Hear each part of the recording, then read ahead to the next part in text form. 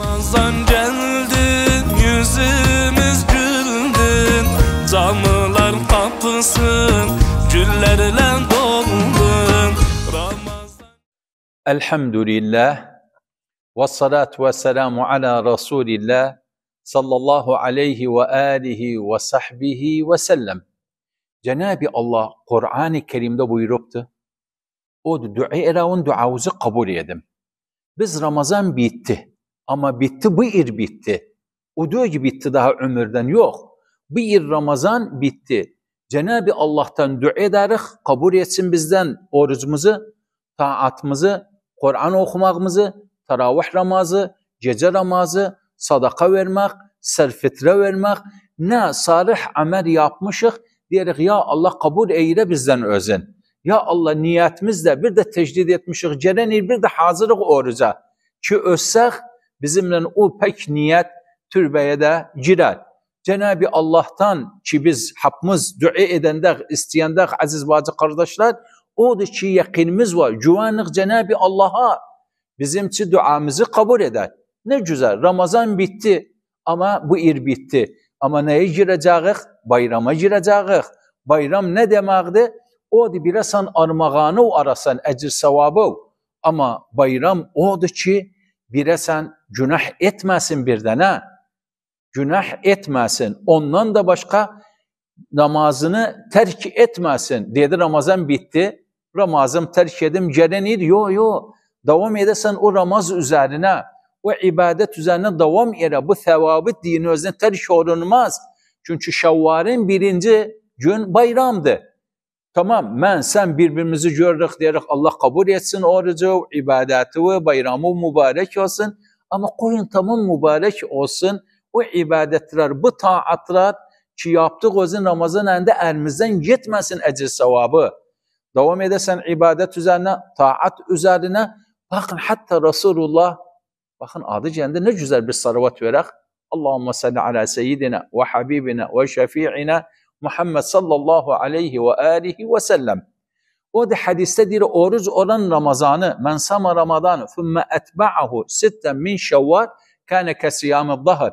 Manası 6 günde Şevval orucu olsa, sen manası 12 ay oruç oruçsan. Ama sıhhat tamam diyor ki, o bir ibadetler, o bir taatlar. Bes bir tane de o ki futur olmasın, savunmasın, namazı terk etsin, ibadeti terk etsin, iyi diyor ki.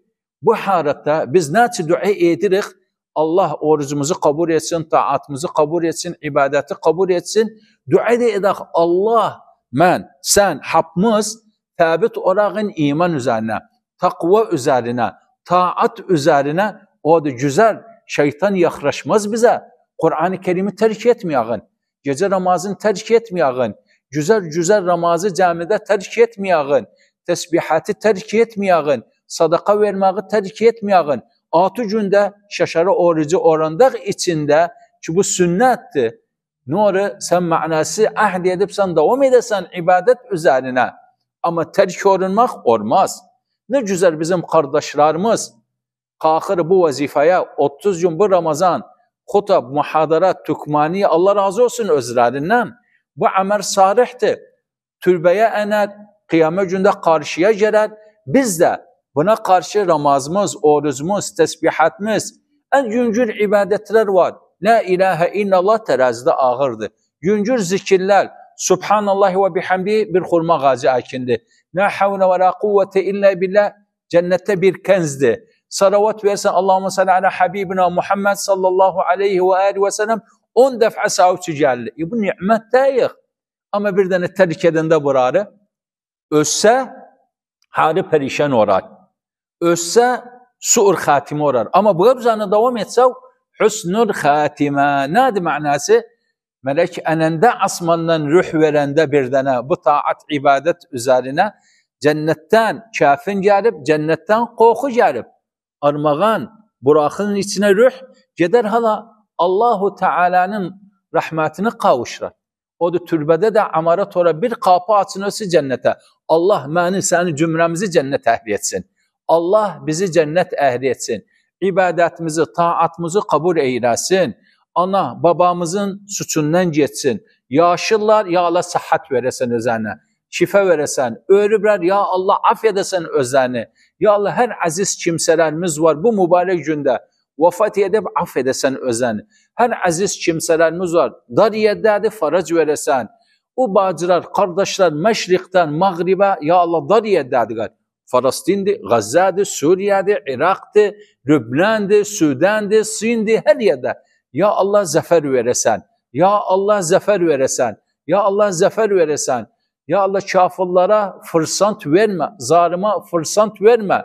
Ya Allah ibadet taatımızı yaptık ama sana o rahmeti istedik.